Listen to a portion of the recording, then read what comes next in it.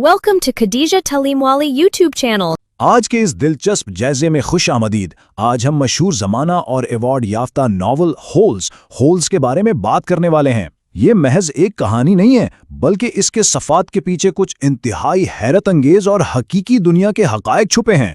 हम देखेंगे कि मुसन्निफ़ ने कैसे बड़ी महारत से हकीकत और अफसाने को मिलाकर ये शाहकार तख्लीक किया है। तो चलें, बिना वक्त ज़ाया किए इस सफ़र का आगाज़ करते हैं। ज़रा तसव्वुर करें, टेक्सास की शदीद झुलसा देने वाली गर्मी। यहीं से मुसन्निफ़ लोइस सचर को कैंप ग्रीन लेक का ख्याल आया। उन्होंने सोचा क्यों ना एक ऐसी जगह हो जहां बच्चों को सज़ा के तौर पर इस कड़ी धूप में गड्ढे खोदने पड़े। और फिर इस ख्याल को मज़ेदार बनाने के लिए उन्होंने इसमें छुपा हुआ ख़जाना और जानलेवा जहरीली छिपकलियां भी शामिल कर दीं। बस फिर क्या था, एक आम सा ख्याल एक ज़बरदस्त कहानी में ढल गया। आज हम जिन मौज़ूआत पर बात करेंगे उनमें शामिल हैं लिटरेचर सर्कल का तस्वुर, कैंप ग्रीन लेक की तख्लीक, जुवेनाइल जस्टिस की हकीकत, जहरीली छिपकलियों की दुनिया और वाइल्ड वेस्ट की मशहूर ख़वातीन। तो आइए शुरू करते हैं अपने पहले हिस्से से, लिटरेचर सर्कल के अंदर। जब भी हम कोई किताब पढ़ते हैं तो उसे गहराई से समझने के कुछ ख़ास तरीके होते हैं। कहानी शुरू करने से पहले ये सोचना कि आगे क्या होगा, यानी पेशगोइयाँ करना, पढ़ते वक्त गहरे मुशाहिदात करना, जहन में आने वाली उलझनों पर सवालात पूछना और कहानी को हकीकी ज़िंदगी से जोड़ के रवाबित तलाश करना। ये चारों चीज़ें मिलकर एक ऐसा अंदाज़े फ़िक्र बनाती हैं जो किसी भी नॉवल के राज़ों तक पहुंचने के लिए इंतहाई ज़रूरी है। अब चलते हैं दूसरे हिस्से की तरफ, कैंप ग्रीन लेक की तख्लीक। ये बेलचा इस खुश्क और सख्त माहौल की एक बेहतरीन मिसाल है, जहाँ जैसा कि किताब में बताया गया है, शायद ही कोई चीज़ सब्ज़ थी। यह हमें इस थका देने वाली और सख्त सज़ा का एहसास दिलाता है जो कैंप में बच्चों का रोज़ का मामूल था। हर दिन एक नया गड़ा और हर दिन वही चुभती हुई धूप। मुसन्निफ़ का अपना सफ़र भी कुछ कम दिलचस्प नहीं है। ये जानकर हैरानी होती है कि लोइस सचर ने अपनी पहली किताब तब लिखी जब वो एक स्कूल में दोपहर के वक्त बच्चों की निगरानी यानी नून सुपरवाइज़र की ड्यूटी करते थे। फिर वो वकील भी बने, लेकिन कहानियाँ लिखने का जुनून उन्हें आखिरकार एक कुल वक्ती और बेहद कामयाब मुसन्निफ़ बनने की तरफ ले आया। यहाँ से ये मौजू एक नया मोड़ लेता है। हिस्सा तीसरा, जुवेनाइल जस्टिस यानी नौउम्र बच्चों के निज़ाम इंसाफ की हकीकत। तारीख पर नज़र डालें तो पता चलता है कि बच्चों के साथ मुजरमों जैसा सलूक हमेशा से एक पेचीदा मसला रहा है। 17वीं सदी में तो महज एक रोटी चुराने पर भी बच्चों को बड़ों के साथ जेल में डाल दिया जाता था।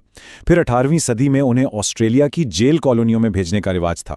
यह तो 1899 की बात है, जब इलिनॉय जुवेनाइल कोर्ट एक्ट के तहत बच्चों की बहाली के लिए एक अलग निज़ाम बना। लेकिन आज का जदीद निज़ाम भी मसाइल से खाली नहीं और अपने ही बोझ तले दबा हुआ नजर आता है। अब ज़रा इस नंबर पर गौर करें, 4000। इस वक्त अमेरिका में तकरीबन 50 ऐसे बूट कैंप्स हैं जो मिलिट्री तर्ज पर चलते हैं और उनमें अंदाज़न 4000 बच्चे मौजूद हैं। ये हकीकत नॉवल के फर्जी कैंप ग्रीन लेक से किस कदर मिलती जुलती है। यानी कहानी भले ही फर्जी हो, लेकिन इस तरह के सख्त गिर कैंप्स का वजूद आज भी बिल्कुल हकीकी है। और ये हिंदसा तो वाकई चक्रा देने वाला है। 10 लाख हर साल नौउम्र बच्चों के जराइम के 10 लाख से ज़्यादा मुकदमात सामने आते हैं। इतने बड़े हजम की वजह से मौजूदा अदालती निज़ाम पर ज़बरदस्त दबाव पड़ता है और बाज़ औक़ात जजों को बहुत कम मालूमात की बुनियाद पर तेज़ी से फैसले करने पड़ते हैं। यही वो दबाव है जो अक्सर औक़ात निज़ाम में खामियों की वजह बनता है। ज़ाहिर है कि इस मसले पर मुआशरे में एक गहरी बहस जारी है। लोगों की आराएं बटी हुई हैं।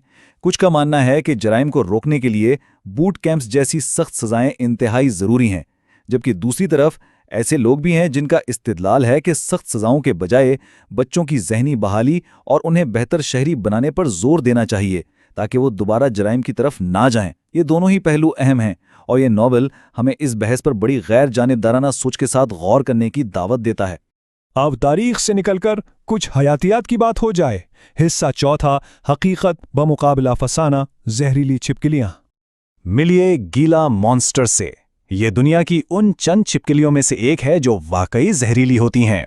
इसका जिस्म तकरीबन 56 सेंटीमीटर तक लंबा, मोटा और काफ़ी मजबूत होता है और इसकी सबसे बड़ी पहचान इसके काले छिलकों के साथ पीले, नारंगी या गुलाबी रंग के वो खूबसूरत डिज़ाइन है जो इसे सहरा में बिल्कुल मुनफरिद बनाते हैं।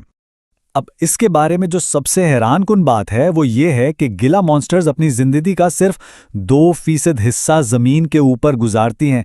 जी हाँ, पूरे साल में महज 190 घंटे। अपना बाकी सारा वक्त वो ज़मीन के अंदर बिलों में छुपकर या फिर लंबी नींद यानी हाइबरनेशन में गुजार देती हैं, इसीलिए इन्हें देख पाना बहुत ही मुश्किल काम है। नॉवल में तो इन छिपकलियों को किसी खौफनाक अफरीद की तरह दिखाया गया है, लेकिन हकीकत में इनकी हयातियात बड़ी हैरानकुन है। ये एक ही वक्त में अपने जिस्म के वजन का आधा हिस्सा खा सकती हैं और इनका मेटाबॉलिज्म इतना सुस्त है कि साल भर में सिर्फ 3 से 4 बार खाना खाकर भी ये जिंदा रह लेती हैं। इनके हमले का अंदाज भी आम जहरीले जानवरों से अलग है। ये सांप की तरह डसती नहीं, बल्कि मजबूती से काटती हैं और जहर दाखिल करने के लिए जख्म को चुबाती हैं। लेकिन घबराने की बात नहीं, इंसानों के लिए इनका काटना शाज़ो नादिर ही जानलेवा होता है, जिसकी तारीख में सिर्फ एक आधी काबिले जिक्र मिसाल मिलती है। अब आते हैं अपने आखिरी हिस्से की तरफ, वाइल्ड वेस्ट की खवातीन। ये हैं मायरा बेलस्टार, जिन्हें दी बैंडेड क्वीन यानी डाकुओं की मलका के नाम से भी जाना जाता था। उनका हुलिया बहुत मशहूर था। काली मखमल की स्कर्ट, सर पर शुतुरमुर्ग के परों वाली टोपी और उनकी कमर से बंधा उनका मशहूर कोल्ट 45 पिस्टल, जिसे वो प्यार से अपना बेबी कहती थी। उन्होंने एक ऐसी जगह बना रखी थी जहां फरारी डाकू आकर पनाह लेते थे।